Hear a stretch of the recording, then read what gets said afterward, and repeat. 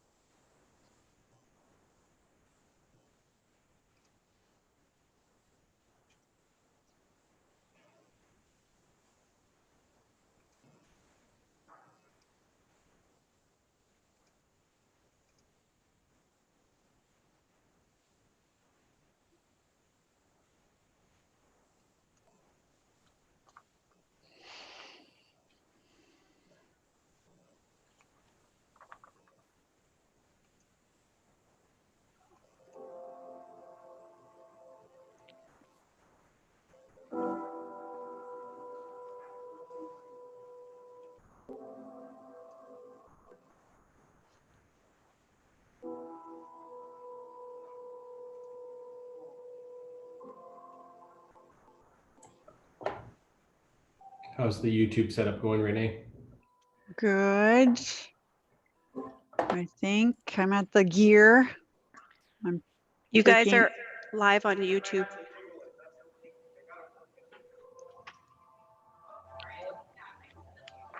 So that must mean it's working. All right. Oh, share.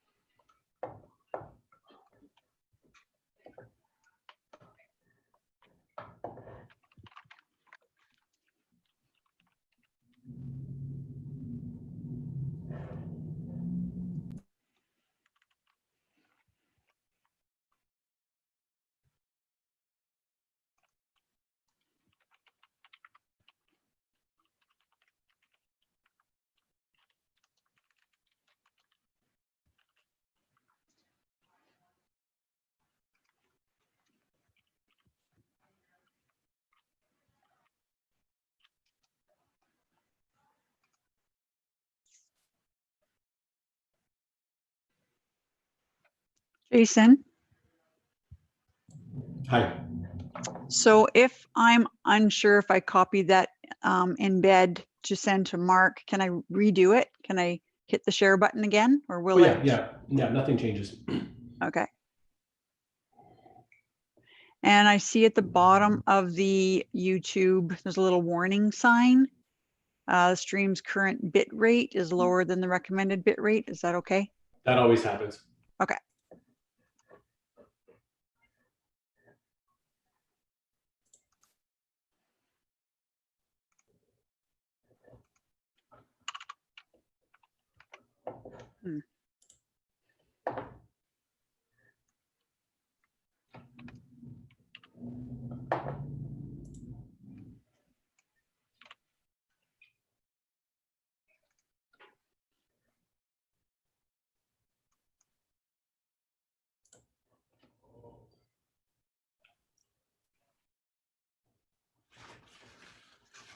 Now, what I see for the embedding link copy, a really, really short link. It's really short, not like that great big long piece. Did you click on embed? Oh, there we go. Yeah, okay.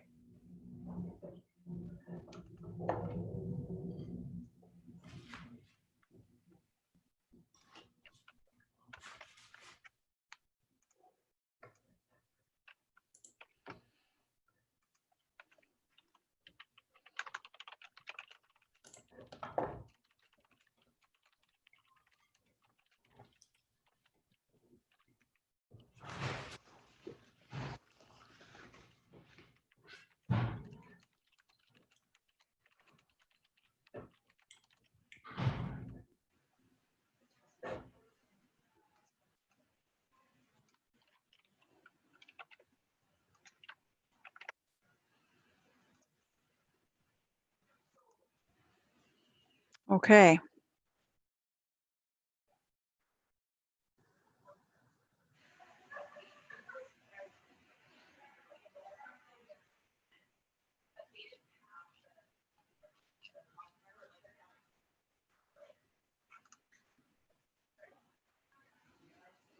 I think I am done for this portion of it.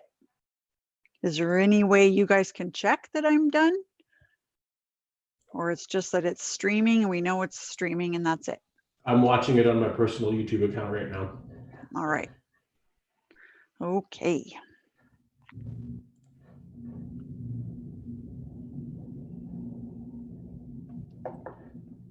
Good job, Renee. Thank you. I'm Nailed shaking it. in my boots.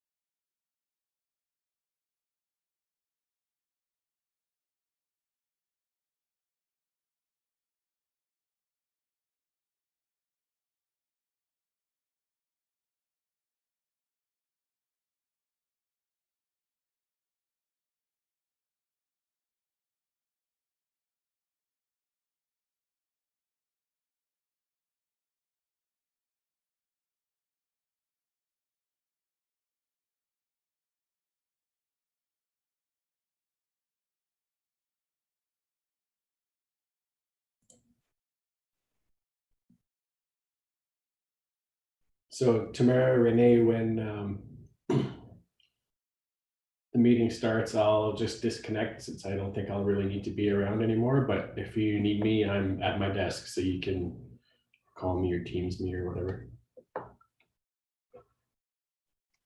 Okay.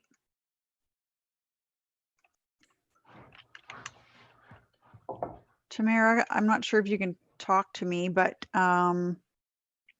are you able to allow everybody in, or is that on me right now? Pardon? Hear me, Renee? Yep. You can hear me now? Yeah. Okay, if you just want to pass the host back over to me, I can take it from here. Actually, just give her co-host. Co-host, sorry. Okay.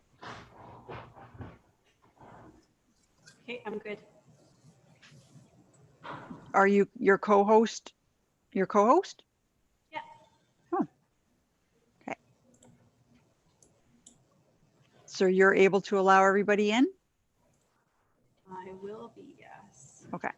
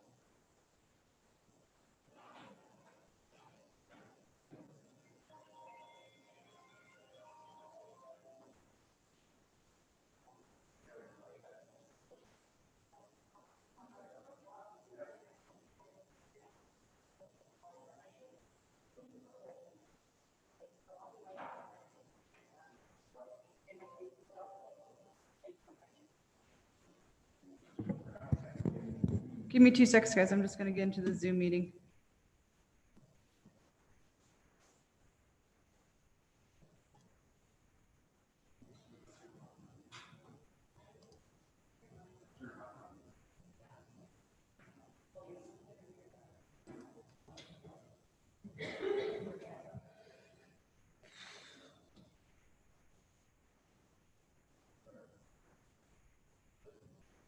Somebody has to let me in.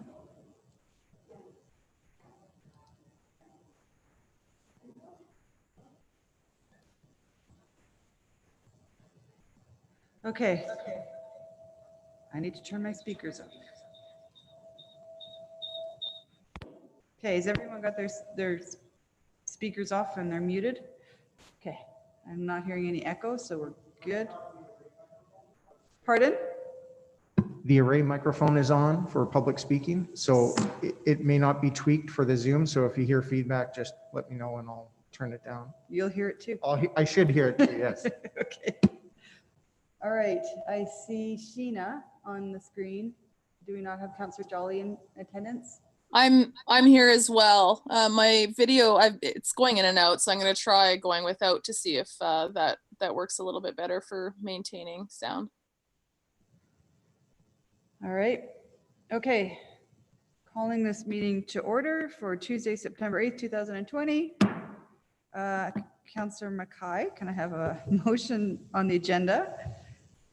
But before you do, of course, we all know that Councillor Hansen has given notice of motion on the Heritage Advisory Committee. And so we're going to add that into, I guess, 9 emergent items, but we'll have to do the 2 motions, one to waive notice and one to do the motion. So can you make a motion to adopt the agenda as amended? Okay, thank you. That the September 8th, 2020 agenda be adopted as amended. All right, thank you. So that's with the addition of Councillor Hansen's motion. All those in favor, you just raise your hands. It's going to be easier for me to see. Councillor Jolly? In favor. Thank you. That's unanimous. All right, we have a proclamation, and then we have 2 presenters registered. But I'm going to start with the proclamation. I was told that we were having some people here to accept. Tyler Bannock, is he with us? There he is. He's waving at us. And of course, Brian Jones. Is he joining us, Tyler? Oh, there's Brian. And then Dean. Is Dean joining us? Dean Solowin. I don't, he said he was going to try to, but I don't believe he has. Okay. But Brian in his absence. All right. Thank you. So council, we have Tyler Bannock. He's a manager, correct me if I'm wrong, both of you, manager of public affairs for Western Canada, Tyler? More specific, Alberta and Northern BC, yes, Mayor. Okay, cool. Yeah. And then Brian is Inspector CN Police for the Mountain Region. Is that correct, Brian? That is correct, Your Honor. Thank you.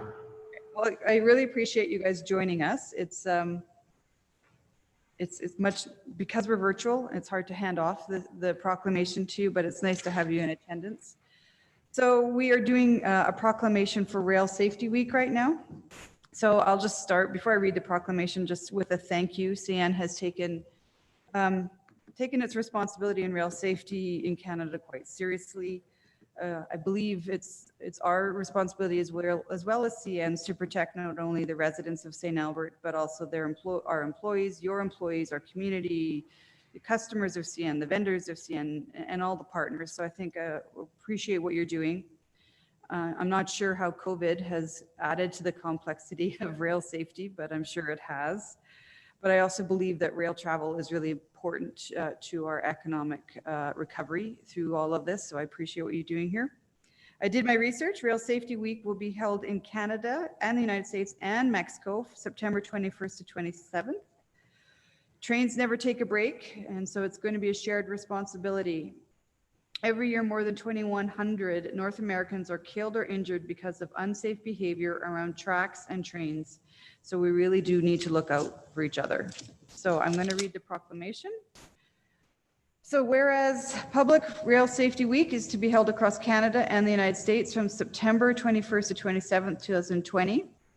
And whereas it is in the public's best interest to raise citizens' awareness on reducing avoidable accidents, injuries, and damage caused by collisions at level crossing or incidents involving trains and citizens. And whereas Operation Lifesaver is a public-private partnership whose aim is to work with the rail industry, governments, police services, the media, and other agencies and the public to raise rail safety awareness. And whereas CN has requested City Council adopt a resolution in support of its ongoing efforts to save lives and prevent injuries in communities, including our municipality.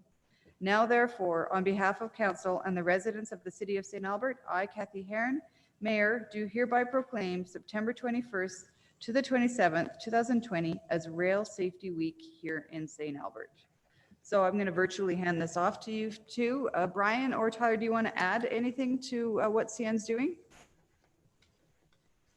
Maybe I'll speak first, and then Brian, if you wanted to add some comments. But I just wanted to thank you on behalf of CN, Mayor and Council and City of St. Albert for being a powerful ally in this effort to help prevent these rail accidents and incidents, which is our hope will save lives by adopting this proclamation. So thank you. Thank you. Brian, do you have anything to add? I would just echo those same sentiments and my appreciation to the City of St. Albert and all of their employees for supporting us in these safety efforts. Mary, you mentioned the challenges of operating in these COVID times, and despite all the challenges that it's presented, the need for the safety on our network and the need to keep the rails running safely and smoothly still exists. And this proclamation goes a long ways in helping us promote that message. So on behalf of CN Police Services, my thanks to the City of St. Albert as well. Excellent. So we will somehow get you this proclamation. We'll probably send it in the mail, probably to you, Tyler, because we have your contact. So appreciate you both taking the time to join us. It makes it a little bit more impactful to have you here. Thank and you, I see my Marianne. Council Hanson is clapping. Yeah. So Appreciate it. all right. Thanks very much for joining Have a us. great day. Thank you so much. We'll just leave it on the bridge. You can pick it up when you go through. That's right. Yeah. Like the old days, the old handoff on the mailbag. All right. Have a great day. Thank you. Thanks, guys. Moving on, we have both Cheryl Dumont. Is Leo coming? Cheryl's here. Is Leo coming, Cheryl? Okay. All right. So it's that time in our agenda. Or did you want to wait till we get to that agenda item? It's pretty much the first one, so it'll be easy. Okay, I'll call you up in 2 seconds then. Consent agenda. Does anyone want to make a motion on consent? Go ahead, Councillor Mackay. He says it's simple. I'll let you do it then. You're good at the simple stuff.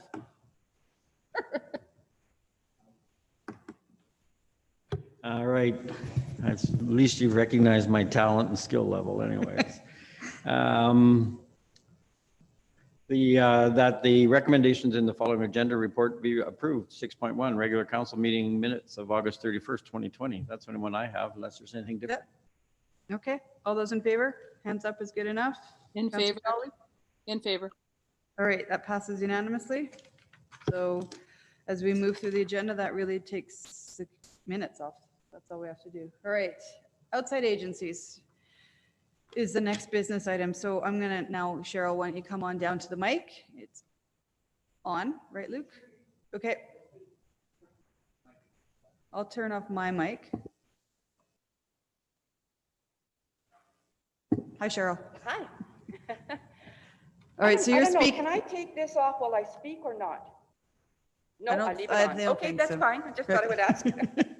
I know it's And I'll try frustrating. to speak very loud. My name is Cheryl Dumont. That's CHERYL, Dumont, DUMONT. And I'm going to speak to the outside agency funding discussion that you're going to have for both the Housing Association, Society, the St. Albert Housing Society, and St. Albert Further Education. And I'll start with the Housing Society. The Housing Society wishes to thank Council for the support they've had over these many years. I know that on September 22nd, we're going to have some more discussion, our 20-minute time with Council. And I believe one of the items that Council put on the agenda was funding for the Housing Society. So we'll be speaking more about that. But we did want to say thank you. Every dollar that you provide us to help us with our operating expenses, of course, allows us to plow those dollars into buying future housing that is affordable for those in St. Albert. I'd also like to say that we have a new business plan that we are ready to present to Council. So we will be talking to you a little bit about that on the 22nd as to when is an appropriate date to do that. And included in that plan, we have a number of fundraising activities. So we think that we have done a good job with this plan, and we're really, really happy to present it to Council at a future date. And then I will move on and speak about further education. Last year was the first year that we applied for the outside agency funding. And at that time, we said that we felt that within 2 or 3 years, we would no longer need that support, that we would have our feet under us when it comes to the new location that we were able to secure with the reserve dollars that those on our board in previous years were put aside for this very purpose. So we moved into that new location late October of last year. Our fall classes went very well, and as you know, our 3 days into our new session, everything was shut down because of COVID. So we did lose a third of the income that we raised via our courses at that time. But we too want to say thank you. We were able to keep going through COVID for our foundational learners, who are those learners that really have a great need, that don't have the ability to read, to comprehend, to do literacy, and our English language learners. If it hadn't been for those rooms that we had built, those classrooms in this new location, I don't know that we would have been as effective as we were able to be during this particular time. So thank you for your support. You supported us for rent and for a portion of our literacy manager's salary. And we did manage to keep all of our staff, the 3 staff, on board at this particular time in order to help these individuals and continue classes as we move them quickly online through Zoom, et cetera, et cetera. So again, I want to say thank you. We are looking forward to support again this particular year.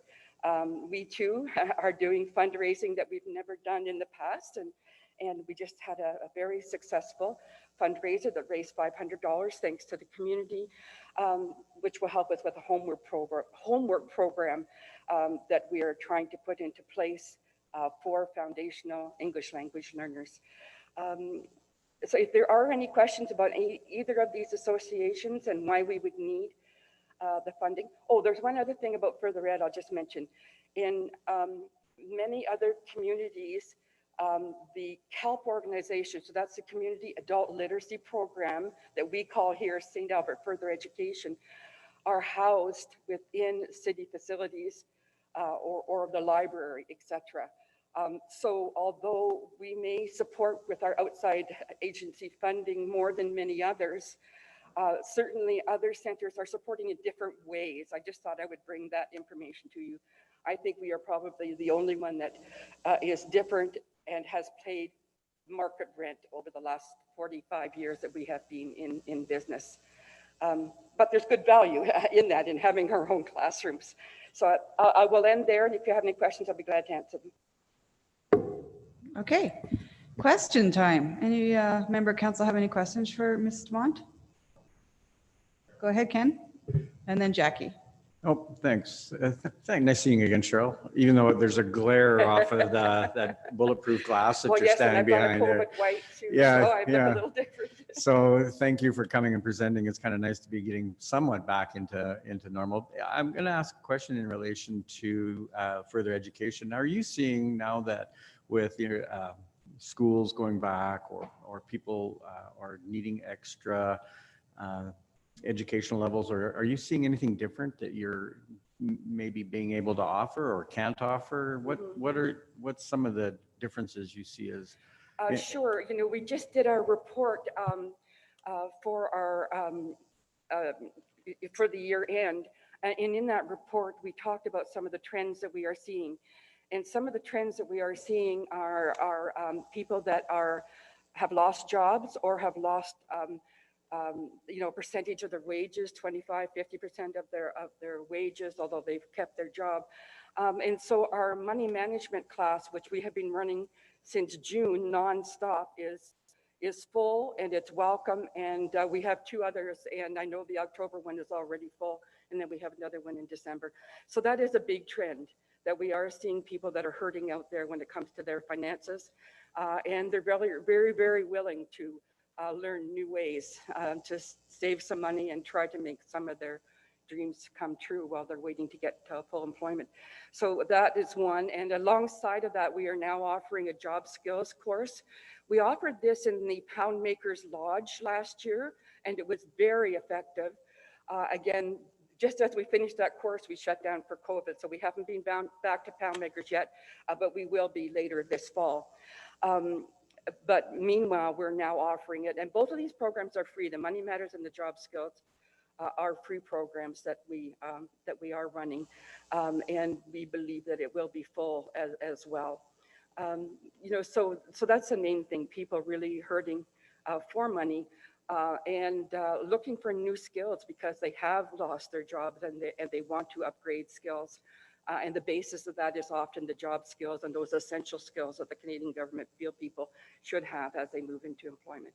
I hope that answers your question, Ken. Yeah, no, thank you very much. It does. I was just seeing what differences you've seen, what you've noted. And I'd also, I guess, in a real quick follow-up, have you been approached by any of the boards around providing additional classes or some things that they can't offer anymore? We have been approached by schools when it comes to French immersion. They're very happy that we're offering that for French parents. Sorry, French immersion parents who don't speak French. So we are doing that, very low cost program. And also when it comes to schools, we have both school boards support of the public and the Catholic board for a program that we're running starting next week, actually. And it has to do with mental health, mental well-being for both parents and for kids. So the school boards are sending notices out this week about that program, and they've been very supportive of that particular program. I'm just trying to, and the last thing is not by a school board, but by a school. We have been asked to run a homework club for English language learners in middle school. Because many of our newcomers, and boy, a few years ago, I heard we had 10% people that were newcomers in St. Albert, where they don't have English, often their parents don't have English either, and it makes it difficult for a number of things. Helping with homework is one of those, but also keeping those kids in schools, especially at the high school level, but it starts in the junior high school level. They're already dealing with a number of things like fitting in socially, a new country, a new language. Yeah, so we've been asked to step up It took us a while to get that mandate, but we now have the ability to do that, and we're offering that class with support of a couple of Rotaries in town. So one, we're hopeful of. We're asking for funding there. So yeah. Councillor Hanson. Thanks. Nice to see you again, Cheryl. So the 23,000 that went towards further ed for last year was, I think I heard you say, for?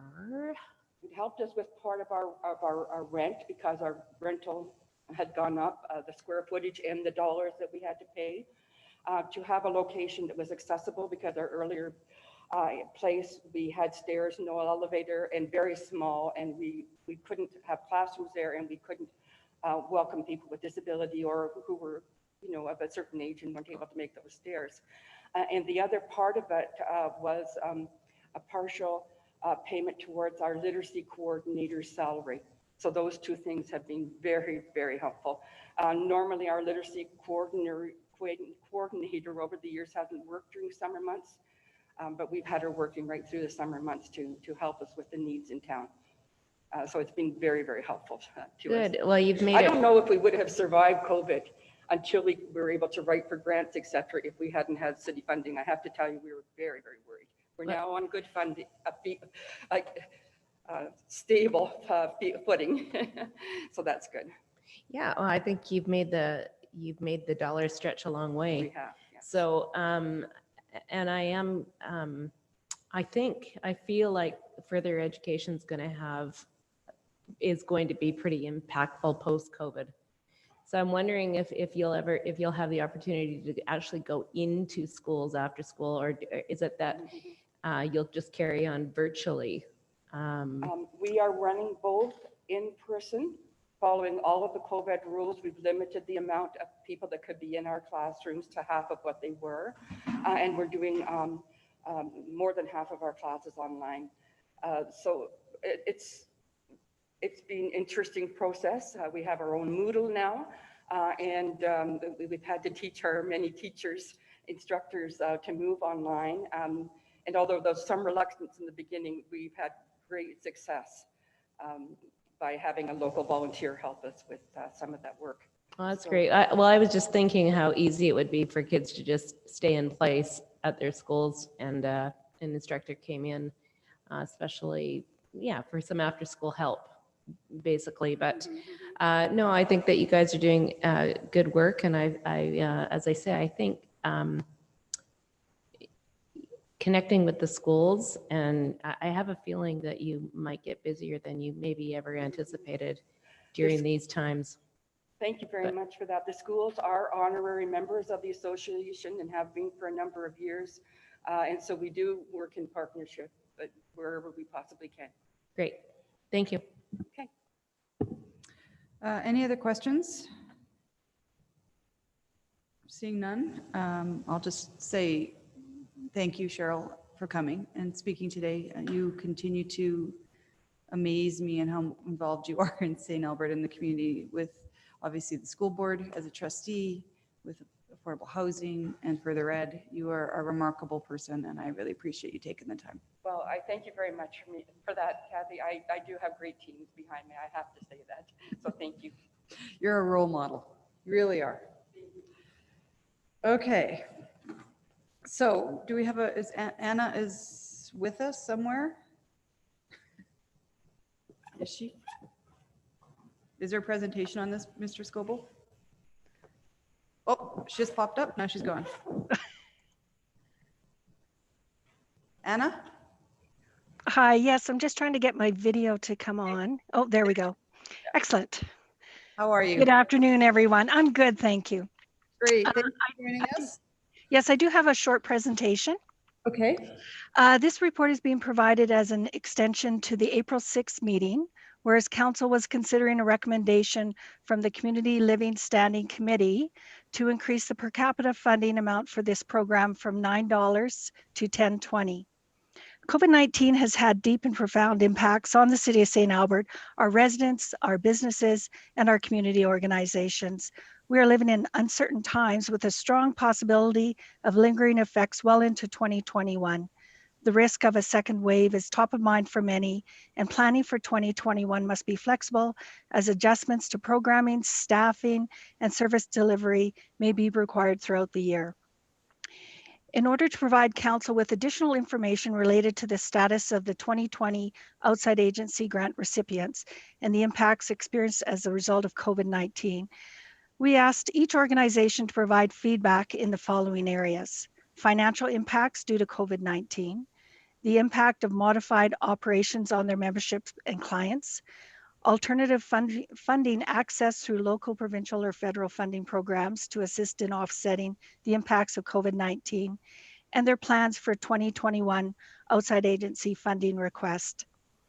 A high-level summary of the responses from the organization has been provided in the Council report. While the motion carried forward for this report from the last Council discussion held on April 6 is to increase the funding formula for this program from $9 per capita to $10.20 per capita, due to the uncertainty of the financial impacts of COVID-19 to the City of St. Albert in 2021 and beyond, administration's alternative recommendation is to continue with the current funding formula of $9 per capita. Also, as part of our continuous improvement initiatives, administration is in the early stages of a corporate-wide grant and funding support review in order to confirm that current opportunities continue to be relevant and to explore opportunities for efficiencies within the management of the grant programs. It is anticipated that this review will be complete by early Q2 of 2021. And with that, I'd be happy to respond to any questions you may have. Thank you, Anna. Can I quickly ask, where did the 1020 number come from? That was a motion that had come forward from the Community Living Standing Committee back in that committee meeting, February. Yeah. Councillor McKay, do you have the answer to that? Yeah, well, I think I can maybe tweak some memories if we don't. It was basically that we had such an overage of requests, and to cover that amount of dollar figure over, it would have been around $10.20. Okay, so that was to accommodate the request from this year. Correct. That was the only. I believe that was the basis of it, but maybe Councillor Hughes might be able to fill in a little bit more. Well, work questions. Do you have a question? Because I saw your hand also go up on question. While you have the mic. I can get the answer from Councillor Hughes, and then I can ask my question later. Councillor Hughes, do you have anything to add?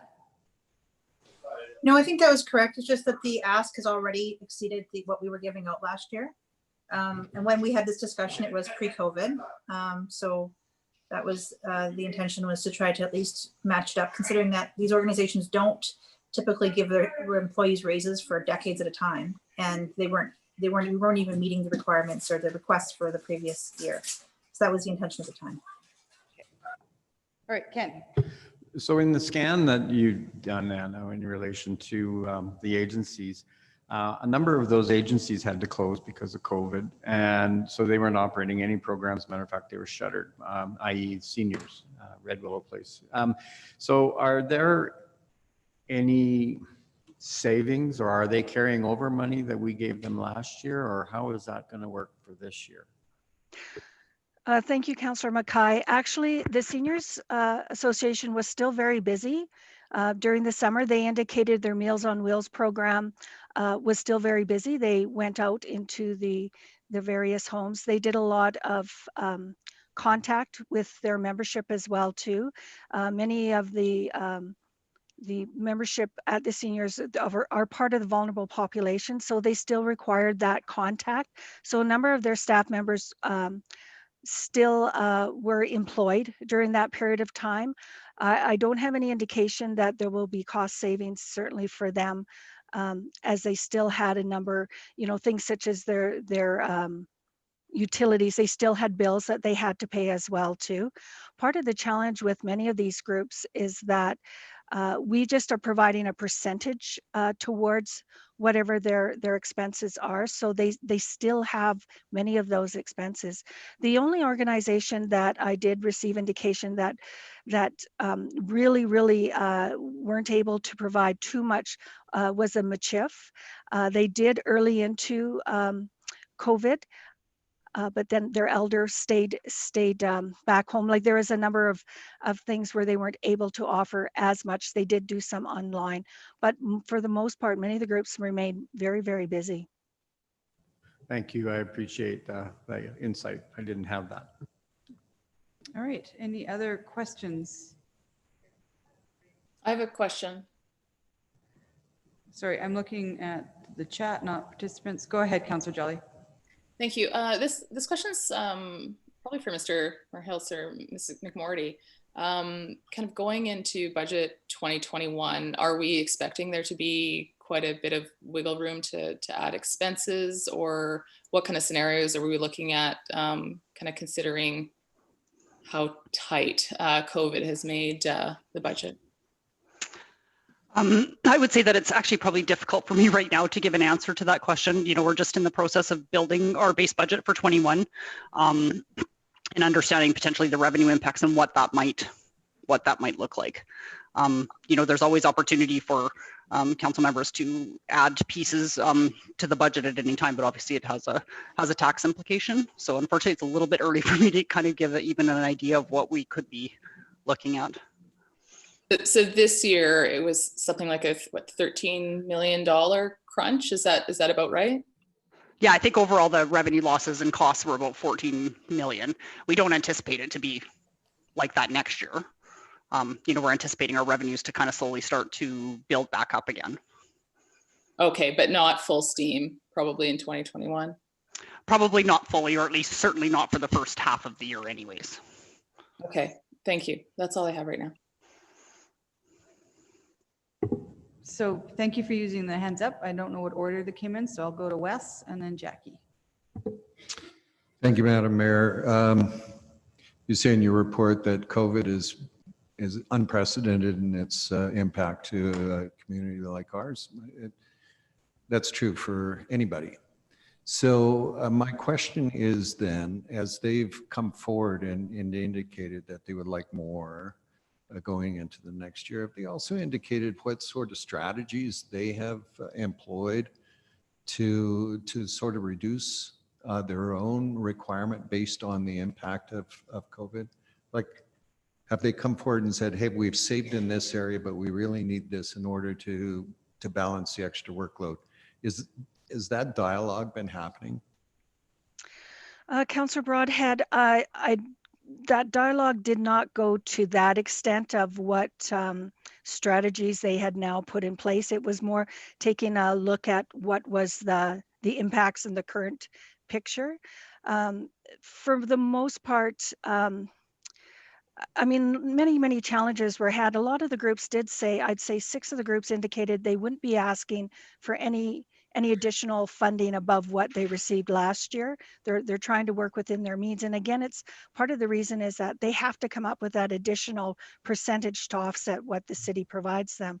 One of the challenges though is that some of the groups haven't been able to utilize volunteers as much as they have in the past. So then they find their paid staff has to do the work that volunteers have done. So again, where maybe some of the money may have gone to resources, it shifted more to staff rather than say program expenses. But that would probably be the most I could say on that point. Okay, fair enough. I note as well in the report that you said that some agencies actually had an increase in demand for their services simply because of the stressors in the community. Widespread, or is this just sort of? I would say fairly, without disclosing too much. I know 2 of the organizations that had disclosed that to me. Information was provided publicly in the paper, so I feel confident on the food bank. Has seen quite a large intake as well too, although the community has really come forward to provide additional funding support to them. And as well, victim services and SAFE is another organization that has really seen an increase in people who need their services. Yeah, so it's interesting because wouldn't mind funding those ones and then others not so much. I don't know how that would play, maybe later on. there's interesting argument here, well, statement, strong potential for a second wave. We've heard a lot about that. Have you seen something? Are you getting some advance notice that this might be occurring? For myself personally, just I guess the same as what we've all been reading. It's very uncertain what has happened. I guess we all listened to Dr. Hinshaw and the different reports on the numbers and whatnot. So again, it's unprecedented, it's uncertain, and everybody's just trying to make the most of it for the future. Fair enough. Thank you, Madam Mayor. Thank you, Councillor Hanson. Thank you, Madam Mayor. So Anna, if we were to pass the recommendation as it is now without using the alternate, it's about an 80,000, I'm guessing, hit. Would that be around? Correct. It's about 80,000. I don't have that Okay. number in front of me.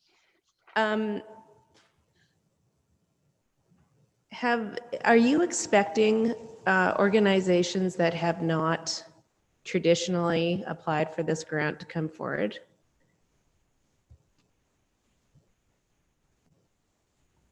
I would say at this time, I have spoke directly to a couple, but I know they will not be applying. So I do not know of anyone for certain that will, although there are a couple who have spoke about it in the past. So I would think we're probably will be fairly stable with those who have applied in the past, will apply again with no additional ones. Though again, until the deadline comes, we're not certain of that. Right. I appreciate that. And I'm guessing because of COVID, they're probably all looking at some kind of an internal reorg or a way they deliver services, Yeah. or how much pressure is being put on staff and what happens when staff get sick and they're short-staffed and they don't have volunteers. You know, I think the funding that we talk about is very linear, but the organizations are probably very organic, the way they're trying to move through this pandemic. And so I am thinking that 80,000 isn't a huge hit because it may be used differently. And I guess that's where my thought process is happening today, is that our organizations may have to look differently at the way that they do business. And I do suspect that once others get wind of this, that they may come forward. So I guess at the end of the day, I just wanted to know if you knew of others and what the hit was. So that will help me in my deliberation. Thank you. Councillor Mackay, your hand is up. Is that a new question? Go ahead. Yeah. Yeah, it's a new question, and it's just quick thing, just because of something Councillor Broadhead raised. Anna, when you were doing your presentation, you referenced an inside review you're doing around the outside agencies, and you just said you're just beginning. Is that separate? Like, have we heard of that before? Is that new? This is a newer initiative, and we did do some preliminary work with it last year, doing more of an inventory of all the grants and the funding that the city provides to residents and organizations within the city. This is taking it a step further now and looking to see whether or not there's efficiencies, whether it's in the process, whether it's in the management, are there gaps? We're looking a little more outside of St. Albert to see some of the comparators as well too. So this is a funding and grant review. So then the project plan early draft has been developed. So again, we're in the early stages of that, and it'll come probably about early quarter 2 of 2021 is when we anticipate that to be ready.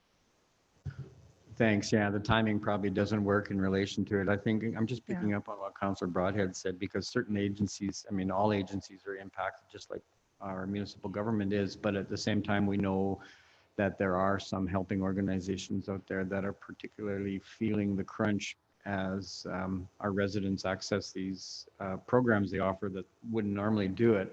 So I was wondering whether or not consideration would be there. Maybe it's something for the COVID Recovery Task Force around identifying some temporary relief for those agencies outside of outside agency granting, but I guess I was perhaps hoping that your review would identify some efficiencies where we could just sort of change the formula a little bit and be able to impact some of these agencies that are particularly hard hit at this time. So I guess the timing doesn't work, but maybe there's other processes in place. So thank you. That's my question. Go ahead, Councillor Hanson. Yep, let's get the questions done. Thanks. Anna, when is the last time that there was an increase in the per capita funding? That would have been when we initially started this. So we're going to cycle 3, I believe. So 2.5, 3 years ago. It's a fairly new policy. Yeah. I wasn't sure. Yeah. Yeah, thanks. Okay. All right. Any more questions? I don't see any more hands up, so we're good. And no more chats. I'm trying to monitor a few things at once, so give me time. All right, Councillor Jolly did actually send me a message in the chat that she would like to put this motion forward, so I'm going to go to her now. Thank you. So I'm going to move alternative 1, that the funding formula of $9 per capita is currently provided for in policy CCS 22 outside agency grant program remain in place. Did you get that, Cheryl? Okay. All right, so it's to keep the per capita funding at $9. Is that right, Councillor Jolly? Yeah, so just to leave the policy as is. Okay, I'll accept that motion and you can have some opening comments. So this is really a tough one, but ultimately in making this decision, we have to consider how much of a tax increase we're willing to approve, or which cuts, to services, service levels, or staff that we're willing to make to increase funding for this one program. If we leave the policies that stand, so at $9 per capita, which is higher than possibly any other municipality in Alberta, we still keep the flexibility of being able to increase funding during budget time if it fits in with the big picture, and it very well might. When I think back to the conversation that we had with the library and arts and heritage in the springtime, where we explicitly expected them to tighten their belts, just like the city of St. Albert has to. I really expect the same of all our partners. We may end up providing more funding to certain organizations. I think a lot of councillors alluded to that in their questions. The food bank and SAFE come to mind as we're navigating COVID. But we also might have to make the decision to reduce funding for others. And that's why we sit on this bench. So with that said, I'm moving this motion because it just really is not the right time to make a policy decision to permanently increase funding because of what we're facing, and because this is unprecedented, what we're going to have to decide coming up in October, November, and when we look at the budget. That's all. Thank you.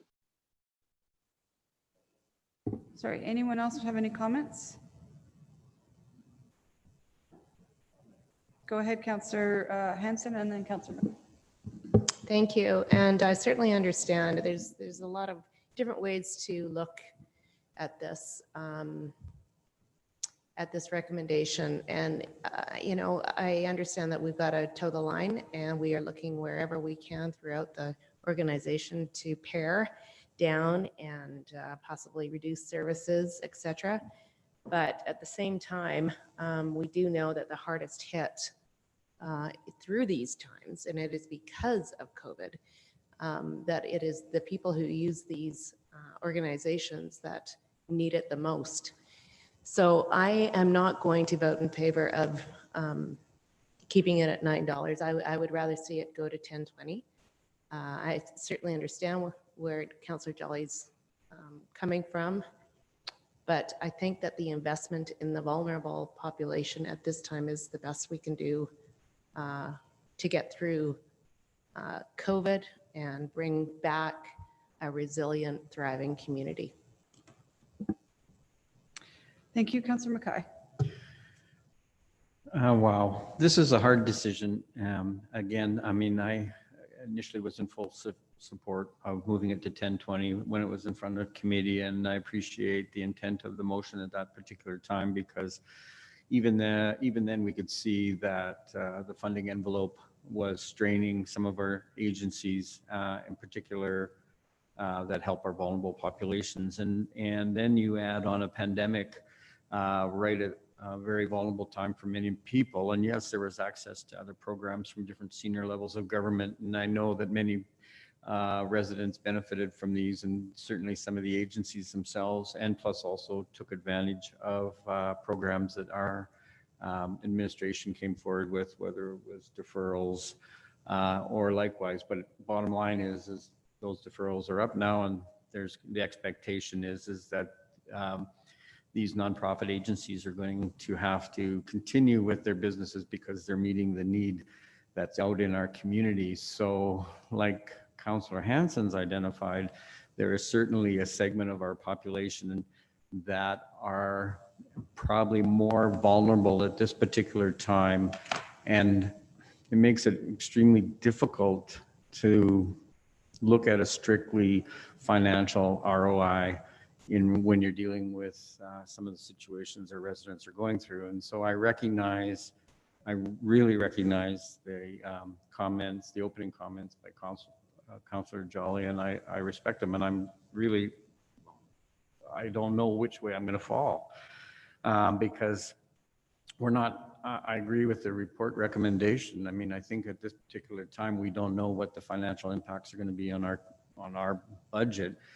But saying that, we do know that there is an impact, a very real impact to certain residents who are particularly impacted by not only by the impact of the pandemic directly on their families, but also associated to their livelihoods. And we've seen it in just the calls for service, whether it be in policing or whether it's the calls for service that our victim services are dealing with, or certainly SAFE is dealing with. So, I mean, yes, it'd be nice if we could identify some way to actually target this, but I guess we do have that process with the Community Service Advisory Committee actually reviewing some of these, and they can determine at that particular time where the money is best suited. So just like a circular economy, I'm talking in circles here right now. But at the same time, it's a very difficult, my heart is with raising it, but honestly, I don't know where we are bottom line in relation to all the strong work that administration has done to limit the impacts as much as we have. And we're just going through this whole process around service levels and the impacts and where we can look at it. So those are my thoughts more than direct comments, and I will wait for other comment by the rest of council and closing arguments. Thank you. Thank you. Councillor Broadhead, I see your virtual hand up. Go ahead. Thank you, Madam Mayor. Well, I'm going to support the motion. I think the comment that in the middle of a significant, unique and difficult circumstance like we're in, to make a policy amendment is probably not the best of time. Having said that, I too feel for those agencies that, because of the impact of COVID, have had to increase their service to the community. But I think others have been able to find perhaps efficiencies. And so my challenge, I guess, to the group that are going to take a look at all of the asks, if you will, would be to balance the needs for those that require a little more money this year and those that don't need as much money this year, and balance it within the original pool of dollars that's available. So I'm going to support the motion to keep the money as is. Thank you. I see no more virtual hands. So I'll just add that I think, Council, we need to remember that this program review came to us not because of COVID. It came to us because it was asked of, because it was in the cycle of the policy. So it comes to a committee at extraordinary times, but with a recommendation from our administration to not change the policy. So that was the recommendation. It came out of committee to change it from 9 to 1020. And that 1020 number was based on the requests of 1 year, not of multiple years, not of an average of years, not even of the need. So just because people are asking for it doesn't always mean we have to provide it. And then my second thoughts are, we're in the middle of a huge operational review. And part of that review is considering where as a municipality we should be contributing dollars and where we should not. And, you know, so right now I get that there's going to be a need in our community and I want to support it, but I don't think throwing money at a policy right now is the right way to go. I think there's some good work, and Councillor Hansen and Councillor Mackay know the conversations we're having at the Recovery Task Force on how to support our outside agencies and get them the money where it's needed.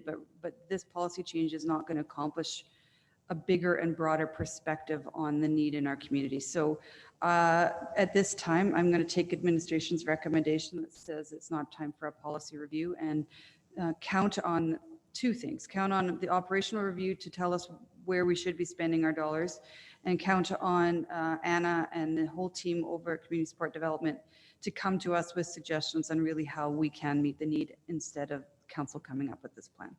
So Councillor Jolly to close. Thank you. And thank you, Mayor Herron, for kind of making it clear that administration's recommendation was to not increase the funding. And that was before we were facing the crunch that COVID has kind of forced on us.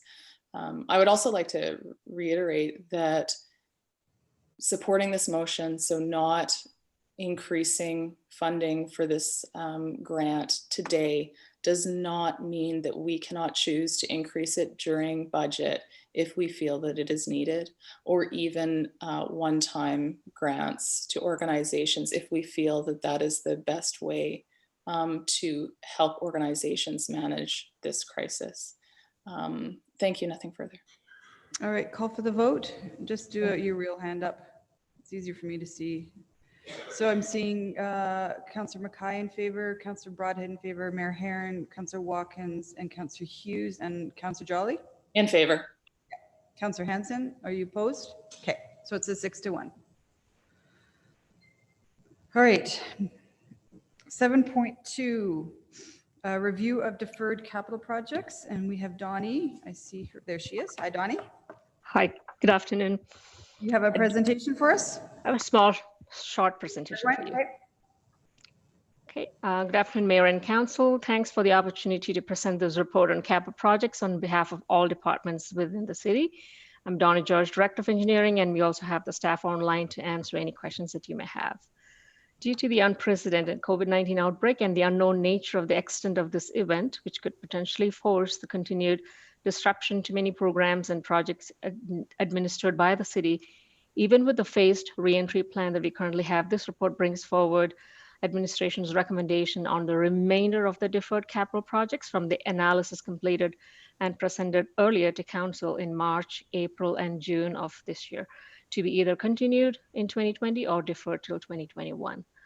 This report presented today is a set of recommendations for Council's consideration as a result of further review of 13 municipal projects that were deferred until September 30th, as well as 11 municipal projects and 11 utility projects that were deferred until 2021, while ensuring that the city balances its cash flows and allow business continuity to ensure services are met.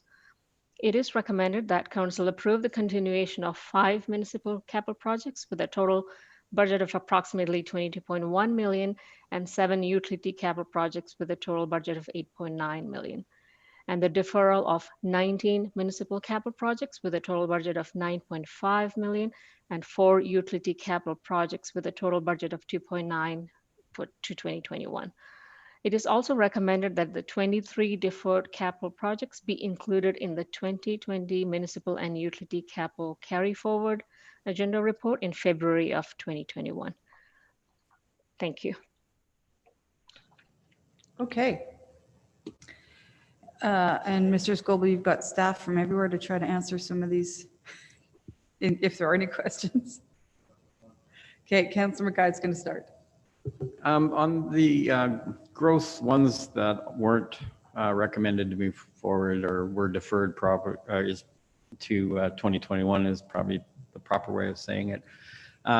Message, or I guess my question would be to Barrett, on the fire engines for Station 4, it's not approved to be purchased until 2022. Does that put us too far out in relation to some of the procurement, or will that provide or present us with some procurement challenges? Well, we would have the money in 2022 to purchase the engine. It would coincide well with the opening of the station in 2023. It usually takes about a year to get the unit, so the timing actually does work out okay. Okay, and then this follow-up one is, I guess, just to the project below, the fire aerial apparatus. Any of the similar concerns, or, I mean, I know that we've had this discussion multiple times in relation to the original ladder aerial truck. Sorry, it's easier for me to say truck than apparatus. I apologize. So any concerns about the first one that we have in relation to maintenance, or the procurement of on that timeline? Well, obviously the sooner I could get that unit, the better. Right now, the timeline, once again, it'll coincide with Station 4. It's a difficult one to answer right now because we have the one unit, the frontline aerial unit. The backup unit is still considered a backup unit, and it's just as long as that one keeps on going, we're okay. But if it starts breaking down, then we might have some more issues. The concern I have is just with the growing city, with the number of potential high rises and wide rise buildings. These aerial units are obviously very important to us. So, you know, if the backup unit can keep on going, we'll be fine. And yeah, that's where that stands right now. Yeah, I'm just thinking that my days of trying to procure special equipment, it usually takes you about a year on a waiting list to get on the waiting list sometimes, and then your build occurs, takes 2 years. So I just was wondering about that timeline. Is that similar in fire apparatus? Yeah, and that's a very good point. We have a replacement unit coming in this year, and we're just so happy that with the COVID situation that they are continuing on with the build. But it is a concern. It takes a long time to get that in queue, and an aerial unit could be a year and a half until, you know, from beginning to end. So that is always, it's always a concern. So I guess the question would be to Mr. Scoble in relation to some of these projects that are recommended to be deferred to 2021. Are there contingency plans built into some of these things, and would they come back to us if something happened, that whether it's a fire apparatus or another piece of equipment, would that come back to council then? Or is there a mechanism to do that around these projects? Well, yeah, at this point, like, these are deferrals, right? So they would be in the plan still. It's just the cash flow has been adjusted by year, so they're still there. I guess, you know, as Barron was saying there, they're watching their equipment closely. If if there's a trend that the failure frequency seems to be increasing, or the maintenance is going up, then we would look at it again. So, you know, I'm comfortable that Barron has his eye on it, and if there's a problem, he's going to bring it forward. Yeah, I was just wondering. I mean, like I said before, like it takes a year to get on a waiting list sometimes. So, I mean, and particularly, we're probably in queue with, I don't know how many other municipalities are with special needs too. So as long as there's a way. I guess the last question I have, Madam Mayor, is around the utility, notice that are we having maintenance issues around some of our utilities here? Like, I mean, there's lots in here. Like, is this usual or is this unusual? I guess I can provide that answer. We generally plan our utility projects for when the infrastructure needs to be replaced. And so we have run into a little bit of a pickle at the end of the season because we didn't get to infrastructure we planned on getting to. So I'm going to have some extremely busy people that are hitting the ground for September, October, and hopefully a mild November, so that I can get some things rectified before the winter Christmas season arises. So is it, I mean, is this kind of usual, Kate, then, or is this an abnormal year based on just regular wear and tear, or just circumstances? Pretty normal. Yeah, it's pretty normal. I just you just don't generally see me bringing projects back to the table this time of year. So I've usually got stuff getting fixed during the summer and aren't kind of trying to tackle them in the fall. So it's going to be a busy fall for us because we're pushing the construction season. Thank you, Madam Mayor. All right. Any more questions? Yeah. Kate, thanks for that. Nobody wants a sewer backup for Christmas? Councillor Hughes has her hand up. Go ahead, Sheena. Thank you. So this might seem obvious, but it's just when I'm trying to grasp it. So we're deferring some projects. I get that. Most of the projects we're deferring are capital projects. So I'm trying to figure out what savings or, because when we're talking about the organizational review and it's operating, that's all tax impacts. But when it comes to capital, it doesn't necessarily change the taxes. So I'm like, okay, we're deferring these, and why is the question. And some of them we haven't done for several years. So I'm like, defer them another year, I guess. Sure. I just don't know what is the actual benefit to us doing this. What is the motivation behind this? I'm looking at you, Donnie, because you're my square at that spot. I think actually maybe Diane would be the best, because you're absolutely right, Mr. Hughes. If you don't do a utility project, the money just stays in the reserve. We don't do a municipal growth, it just stays in our capital. So maybe Diane, you can help us with that. Yeah, I'll kind of start out, and I'll have to probably ask Donnie to jump in.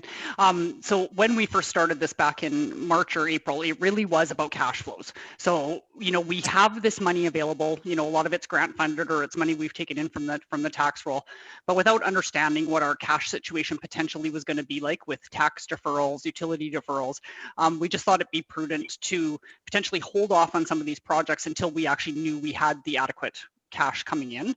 And I think the point we're at right now is, now that we're into the fall, we've sort of missed the majority of the construction season.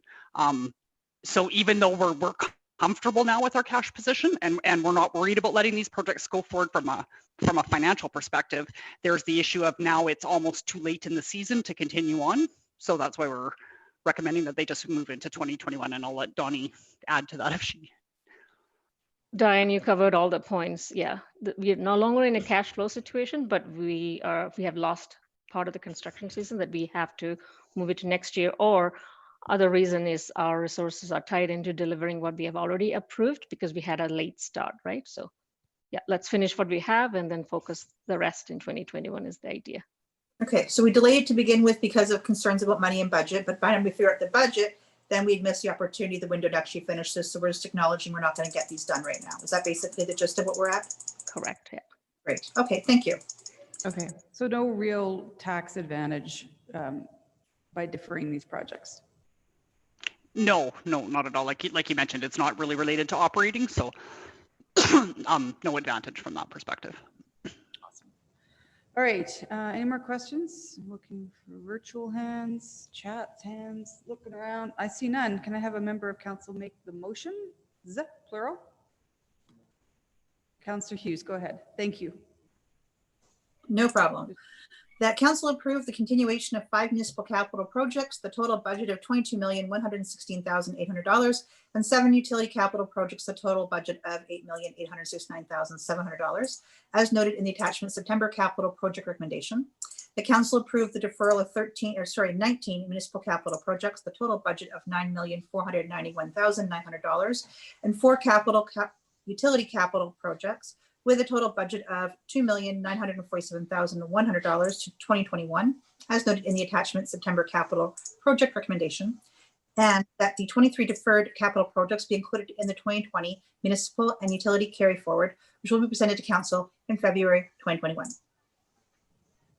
Thank you. Anything to I think this is all pretty clear why we're doing it. It's just that There were some things that could not be done because we did not want to commit the dollars till we knew we had the dollars coming in. By the time we had the dollars coming in, we couldn't actually do it, but it doesn't mean it won't be done as soon as possible. It's just a matter of that we're just recognizing it's just not going to happen this year.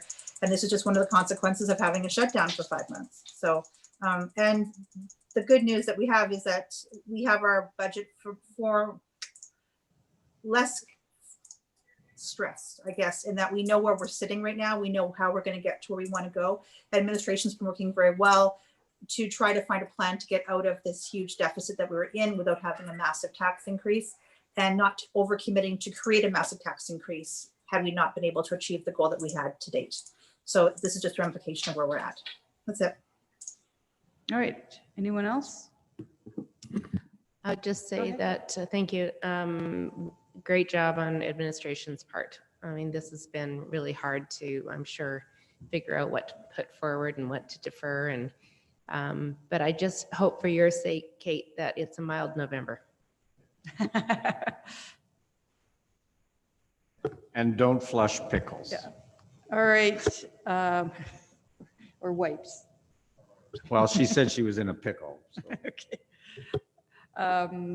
I'll just add that, yeah, this is a lot of work. And Kevin, thank you for being on top of this right at the very beginning, you and your team. I think the bigger conversation might be looking at the 2021 capital projects and how we're going to weight them and what our real priorities are going to be coming into a lean year. All right. Councillor Hughes, anything to close? All right, call for the vote. In favor. All right, that's unanimous for all three. Thank you. All right, 8.1 is a bylaw on the animal bylaw for dog license discount for seniors. Do we have a presentation on this? Aaron? Yeah, just a brief one. Not sure what happened with my video here. I'll try to get it restarted.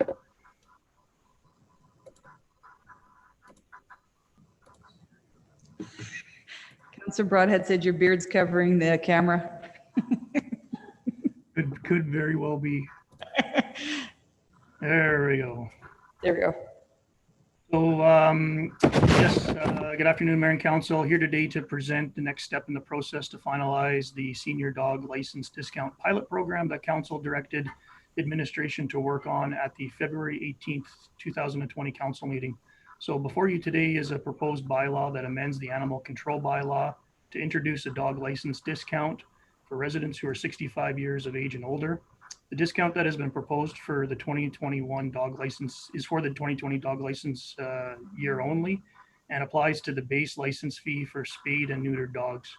So to finalize this process, administration is recommending all three readings of the bylaw today, as well as a motion that would direct administration to report the results of the program to council by September 30th of 2021, so that consideration can be given to the continuation of the program into the future years.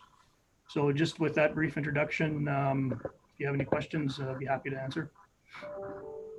Okay, thanks for that, Aaron. I got Councillor Jolly's hand up. Yeah, so just really quickly, so the $32,000, that's the expected decrease in revenue. What's the expected cost in terms of kind of staff time to manage the program, kind of the administrative side of that? Haven't really done any detailed costing of the staff time. I can tell you that we have to make some adjustments to the dog license program. Our IT folks are prepared to do some of that work. And then we need to set up some discounts in the program itself. So I wouldn't consider it to be a significant staff increase time to do this work. That's all I have. Thank you. Okay. I'm seeing no more hands up. Anyone else have a question? Just jump in. All right. Councillor Watkins, since this started with you, would you like to make the motions? Sure, Madam Mayor, that bylaw 31-2020 be read a first time. All right. Any opening comments? Just I'd appreciate council support of this. This is something that came out of the seniors committee. It was a recommendation. We did pass a motion on it to bring this forward. It's a one-year pilot program. And as we know, one of the major issues that seniors combat are loneliness, and pets really help with that. So we're looking for just a one-year pilot program and see what the actual costs are. The costs that are shown in here are based on a percentage that every senior would basically take it up. All right. Any other comments on first reading? Councillor Jolly, go ahead. Thank you. So I'm, as everyone knows here, I'm going to be voting against this. Really, like the outside agency funding, it's really not appropriate to be giving up that $32,000 and even small administrative costs without any indication that this will help low-income seniors.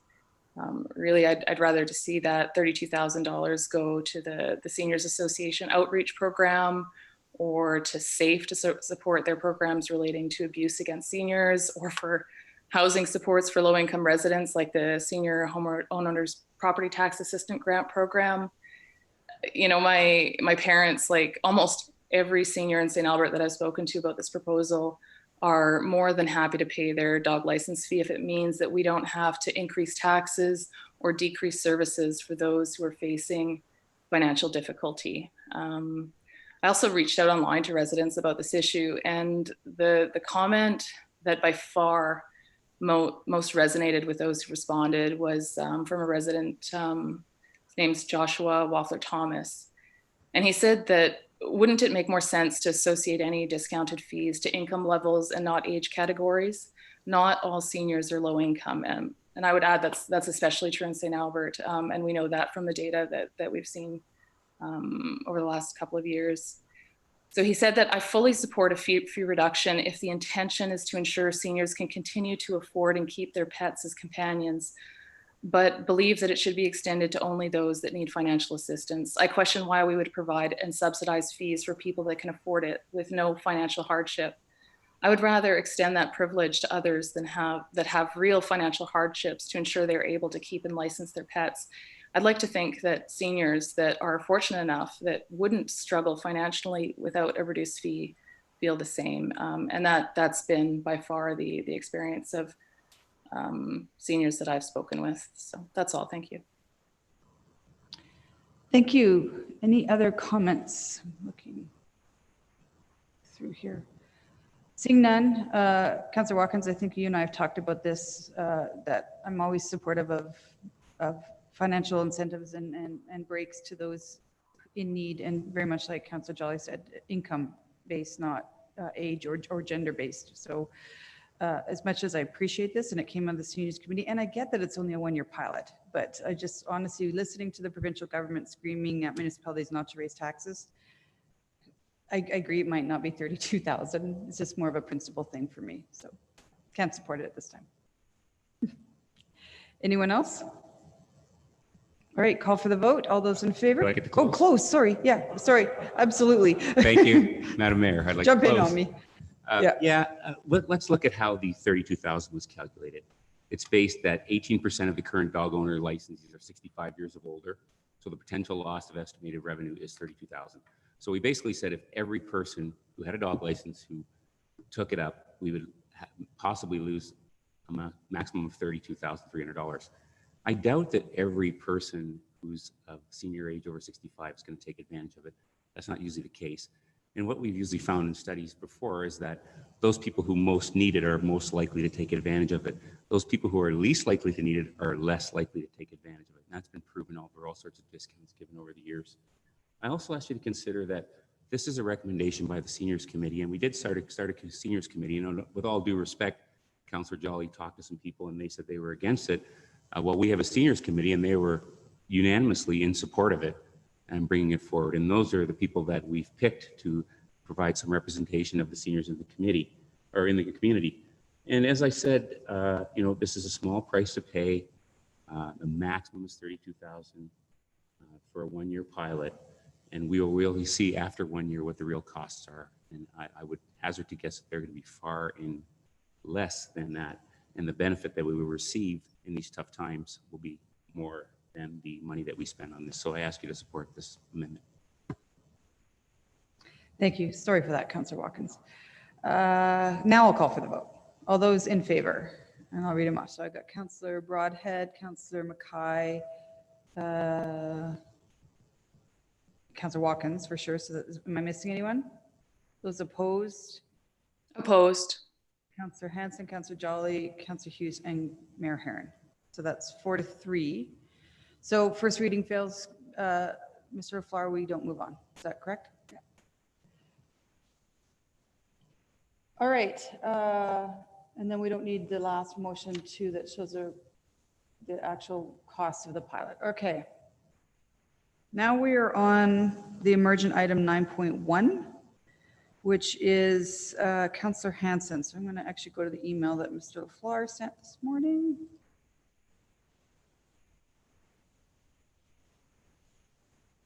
Okay, Councillor Hanson, why don't you read the motion that you intend to bring forward, and then we'll do the waiving of notice right after, okay? Thank you, Mayor. Although I just have a process question. Okay. Mr. LaFleur is recommending this go under number 10, not as an emergent item, but I don't know what the difference would be or if it matters. Sorry, we amended it to go under emergent, so. We Does it did. matter? So that's okay. Does it matter, Mr. LaFleur? Sorry. You now have to put. That's my fault. Two different. I didn't No, catch it's it. my I fault didn't because catch it. you said in your email under item 10, and then when I did the agenda, I said emergent, so does it really matter? No, it doesn't really matter. Okay, good. Sorry about that. That's my fault. Okay, so I will read in the notice, which is that administration present for council's consideration at the regular council meeting on September 21st, 2020, a bylaw to repeal bylaw 43/2017, the Heritage Advisory Committee bylaw. And this will, of course, require a waive of notice. Okay, so why don't you read the waive in next? Okay, that the 21-day notice period for Councillor Hanson's motion concerning repeal of the Heritage Advisory Committee bylaw be waived, that the motion be accepted at this time, and that council forthwith enter into debate on that motion. Just a process question, Madam Mayor. Go ahead, Councillor Mackay. Should Councillor Hanson actually do the waiving? She can. Yeah. Just sounded odd We have that to she still makes vote a on it. motion for herself. I mean, I'm more willing, I can put the motion under my name. but Okay, just we've done it before. Okay. Okay, so I'll accept the motion of Councillor Hanson. This is just for waiving. Do you want to tell us why you're asking for the shortened notice? Thank you, Madam Mayor. The idea is that we're going to repeal the Heritage Advisory Committee bylaw.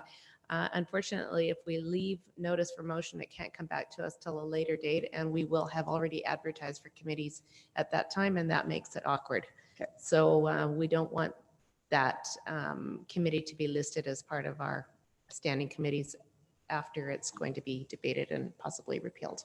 Okay. Any other comments on that, Council? All right, I'm going to call for a vote on waiving of notice of motion. All those in favor? In favor.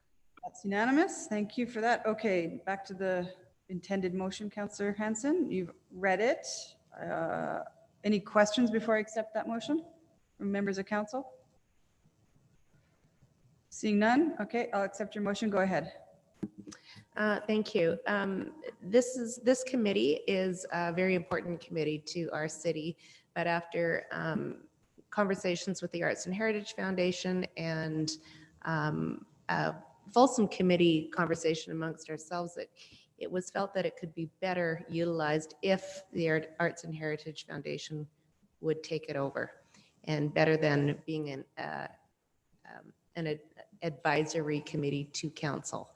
So I think that I'm absolutely in favor of moving this over to one umbrella rather than having it under council committees. And I think they're going to find that their work is probably a little bit more meaningful. All right, thank you for that. Any other comments? Seeing no hands flying up, seeing no one waving at me. All right, I'm going to call for the vote then. Is that okay? All those in favor? In favor. That's unanimous. Okay.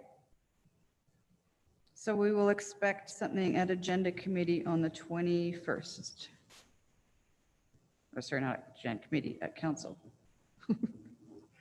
All right, information requests, notice of motions and announcements. I sent in 2 notices of motion that I'll just read into the record, but you've all seen them already.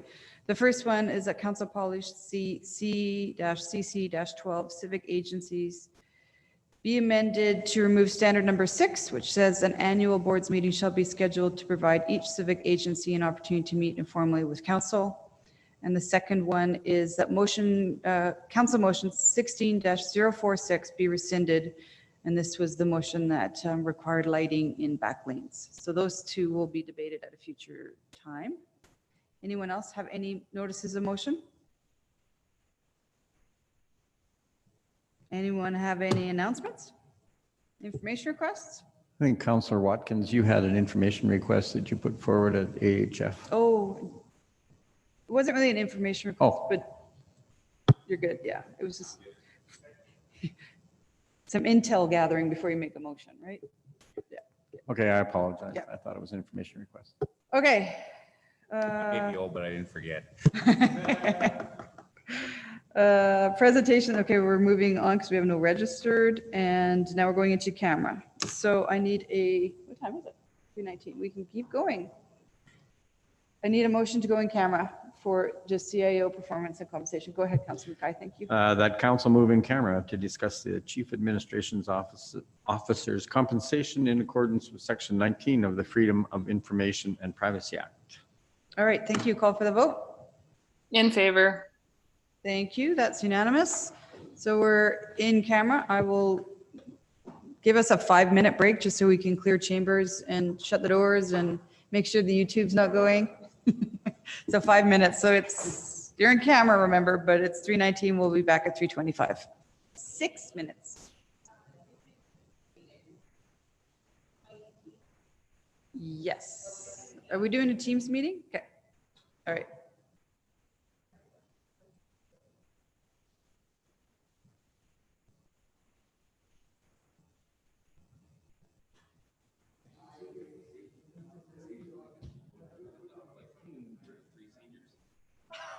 I was surprised. I thought for sure. I thought for sure I was going to pass.